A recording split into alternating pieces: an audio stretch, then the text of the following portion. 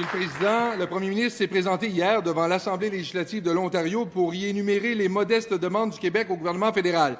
D'abord, pourquoi à Queen's Park plutôt qu'ici à l'Assemblée nationale ou même à Ottawa? C'est pour le moins surprenant. Mario Dumont écrit ce matin que Robert Bourassa aurait refusé cette tribune qu'il aurait jugée provincialiste. Depuis son entrée en poste, Monsieur le Président, le premier ministre nous a démontré l'attitude mollassonne de son gouvernement face au gouvernement fédéral. Rien sur le péage sur le pont Champlain, rien sur la part du chantier Davy dans les contrats de la Marine canadienne, rien sur la compensation pour la destruction des données du registre des armes à feu. On abandonne avant même d'avoir demandé quoi que ce soit. Monsieur le Président, au lieu d'aller faire des beaux discours devant les députés ontariens à Toronto, le premier ministre peut-il dresser la liste exhaustive des demandes du Québec et l'adresser formellement aux partis politiques fédéraux? Monsieur le Premier ministre. Monsieur le Président, ce sera fait, bien sûr, mais je suis très ému. En fait, l'émotion me gagne de voir la préoccupation de notre collègue du Parti indépendantiste qui fait l'opposition officielle pour les relations du Québec avec ses partenaires canadiens. Ça me rassure, parce qu'il voit que, dans le fond, le rôle d'un gouvernement, c'est quoi?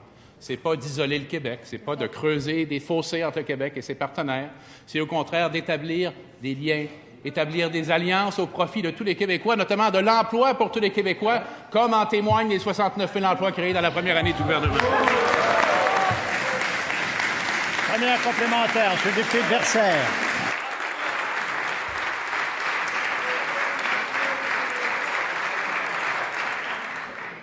Monsieur le Président, est-il besoin de rappeler que le premier ministre a même refusé à 2 reprises de venir débattre de son option ici à l'Assemblée nationale? Alors, c'est dire le peu de confiance qu'il a envers cette option. Alors, on peut continuer la liste, Monsieur le Président. Rien sur l'imposition d'une commission pan-canadienne des valeurs mobilières, rien sur les conditions du financement de la lutte contre l'itinérance, rien sur le financement de Radio-Canada en région, rien sur l'abolition du crédit d'impôt au Fonds de travailleurs. Est-ce que le gouvernement va profiter des élections fédérales pour dresser une liste respectable de demandes et vigoureusement demander qu'elle soit respectée Monsieur le Premier ministre.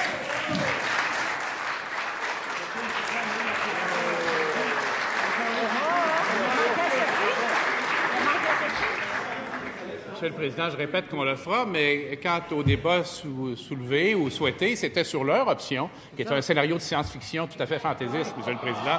On le sait, mais je dirais, Monsieur le Président, de façon très amicale quand même. Quand ils auront fini d'en débattre entre eux autres, on en débattra. Deuxième complémentaire, M. le député de Verchères. Monsieur le Président, il y a aux Nations unies 200 nations qui ont cru à la science-fiction, Monsieur le Président. Le gouvernement demande encore moins que Jean Charest l'avait fait en 2008, le premier ministre Jean Charest, quand il avait écrit une lettre aux partis fédéraux énumérant une dizaine de demandes. Quand on demande moins que le premier ministre Jean Charest, c'est pas peu dire, Monsieur le Président. Le premier ministre présente des demandes à tout le monde, partout, sauf au gouvernement fédéral. Quand est-ce que les libéraux vont apprendre à se tenir debout face au gouvernement fédéral? Monsieur le Premier ministre.